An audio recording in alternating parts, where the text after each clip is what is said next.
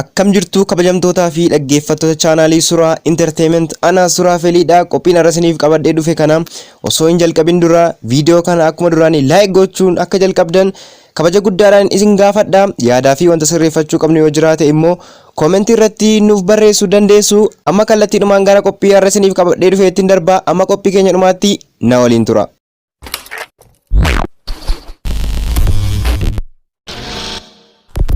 Akkuma beekamu weellisaan Addisuu Kabbadee sirba haaraa Sillee Wayyaa jedhu gad lakkisee ture. Sirba kana keessatti dogoggoroota jiranii fi wantoota sirreeffamuu qaban akkasumas wantoota gaggaarii waliin taane taajabna. Amma kallattiidhumaan gara Sillee Wayyaatti deemna. Sillee Wayyaa. Silaalee wayyaa wayyaa mullukkoo adii wayyaa silaalee nasiif wayyaa siifoo nama mormaa wayyaa. Tole egaa mee haa jalqabnu mee.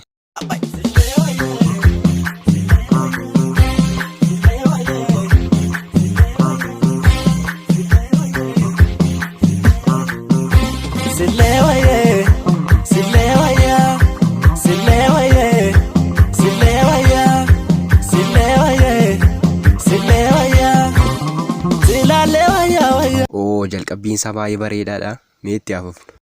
Silaalee wayyaa wayyaa mullukkoo adii wayyaa silaalee nasiif wayyaa siifoo nama mormaa wayyaa nama mormaa galuu jira naatu sittafuu jira simbita lootii gurra guntum komootii durba hidhadhu lootii gurra caaltuu komootii durba. Gubba yaabe murinna jade yaabe murunda dabe dubbi kaleessa guyya ishi asaasa gurra ishi anafsi duwa kaadhee dhufinna jade kaadhee dhufunda dabe. Laayitiin booda isaanii jiruu fi lookeeshiniin isaan fidatan kilippiin kun akka bareeduuf gahee guddaa kan taphate keessaa isa tokkodha. Gama kaameraatiin Eefii Tsaggaayee akkasumas gama editingiitiin Iyyoob Admaasuu akkasumas kalarii kan hojjete Abdusalaam Idris baay'ee gaarii hanga jedhamutti hojjetanii jiru. Yaa muka baay'ee gama wanta maabbaltii nafa yaa gamoo gaadammayyaa maal garbuun gogduun suni eedabjuu walaamanne maal abjuun soduun suni birjannaan qabuu makoo kununduu gowuu makoo. Waaw, sirba baay'ee bareedaa fi aadaa fi duudhaa tokko tokkoon kan ibsudha. Sirboota aadaa godina Buunoo Beddelleettii fi Iluu Abbaa Booraa keessatti uummata biratti jaalatamummaa guddaa qaban gosa garaa kan of keessatti qabatudha. Mee walumaan haa ilaallu. Buunoo gubbaa manni kee biyya firrisaa waggaa. Waaw, dhugaa dubbachuuf taanaan sirba baay'ee namatti toludha. Sababni isaas sirba kana keessatti gootota Oromoo godina Buunoo Beddellee fi Iluu Abbaa Booraa kanneen akka goota Oromoo Firrisaa Abbaa Waggaa fi kan kana fakkaatan sirba kana keessatti maqaan isaaniillee dha'ameera. Mee itti hafuufnu. Naa goggubee yaadni kee kun nama raadda naa boocitee yaashakee gorteen kee maatii guddaa beddelleen shuuree goota na beekan meetii shengoo sigiiftii mootii durbaa sabboontuun arfan buunoo. Sirba kana keessatti jecha Sillee Wayyaa jedhu baay'inaan dhageessaniitu akkasumas mata dureen sirba kanaa Sillee Wayyaa jedha. Hedduun keessan Sillee Wayyaa jechuun maal akka ta'e beektu jedhee yaada. Namni hin beeknes jiraachuu danda'a. Egaa Sillee Wayyaa jechuun maal jechuudha jennee gaafa seenaa qorannu Sillee Wayyaa jechuun suma ishee of taatee hortee maatii guddaa kan taate kan aadaa fi eenyummaa isheetiin guddatte ishee ormaaf fakkeenya taate Oromtittii warra maatii guddaa irraa dhalattee sinaaf wayya jechuudha nuun jedha gaafa seenaa boodatti deebinee qorannu. Mee itti hafuufnu. Gabaan dabartu gabaan kaasaa dabarte gabbaatee nana gartu afaan sanqaa qaabatte boontu koona na gartu afaan sanqaa qaabatte caaltuu koona na gartu afaan sanqaa qaabatte.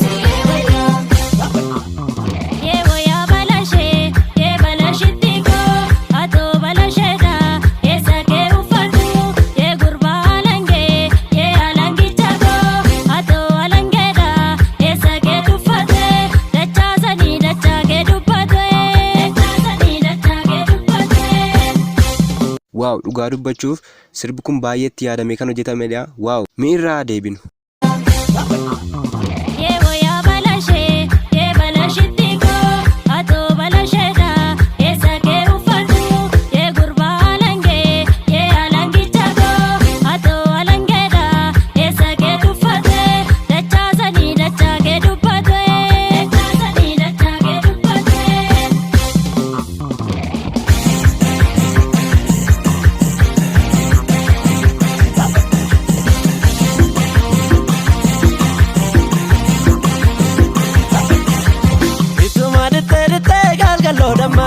Kalkaloo dammaadita ulee soogiddaadita utuma diddeedidde ijoollee Oromoodita warra baashemoodita yaayiditu galabii shumburaa daaktii wana yaa shirbitu akka caalii hundumaa caalintala shumburaa dhaabii jennaan jaaroo gaffa geessiti hundumaa caalii jennaan waashoo affa geessiti soogidda faanni dibbee manni gooshuu taphan soogidda faanna dibbee baasii obsuu dadhabu dallaana bakkuu dhigee dallaa yaadessa galba nara fuudhite shaakiraate saaqab garaanara fuudhite shaakiraate saaqab hambaan beessa yaabbattu dalga deebitu bakki darga keessan jaalattu qaabbaneessitu lafu darga keessan jaalattu qaabbaneessitu lafu.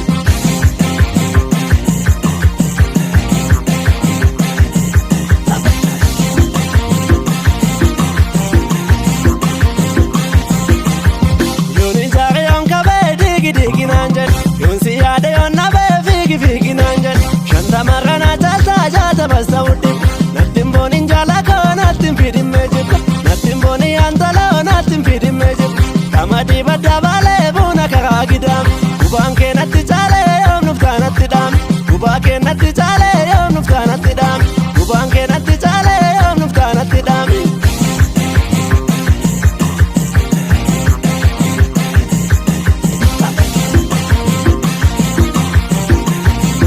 Sirboonni waaleetii kana keessatti argaman keessaa gaa sirba Sillee Wayyaa, sirba Dibbee fi sirba Raambeetii.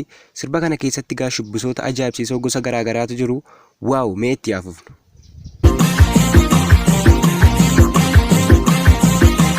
Siyaasonni koppu siyaa karaa deeggaa siyaasonni kottu siyaa karaa beektaa siyaa cabduu billaa siyaa yaaduu gubbee siyaa cabduun binnaa siyaa gurguddibbee simaa simaniiru laadoon daldaltuudha siwaa dibaniiru waashoon taphattuudha simaa simaniiru laadoon daldaltuudha siwaa dibaniiru waashoon taphattuudha siyaa daakidaaku siyaa kiri ilaala siyaa nakkamaajin siyaa sololaattu siyaa kolfikaaru siyaa kiri ilaala siyaa nakka warqin siyaa dhangalaatu siyaa.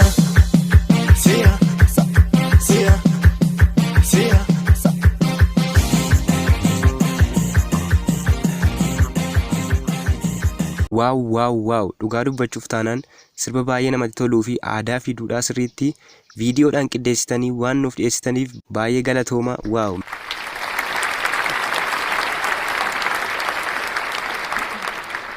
Sirbi Sillee Wayyaa jedhu kun egaa Viijin Interteementii irratti gadhiifamee jira.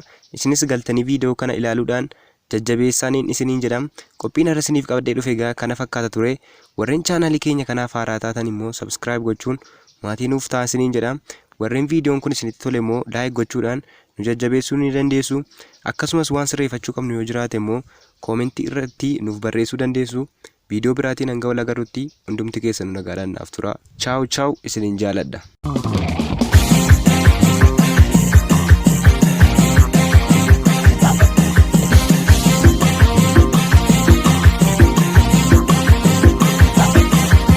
Ituma dittee galgaloo dammaadita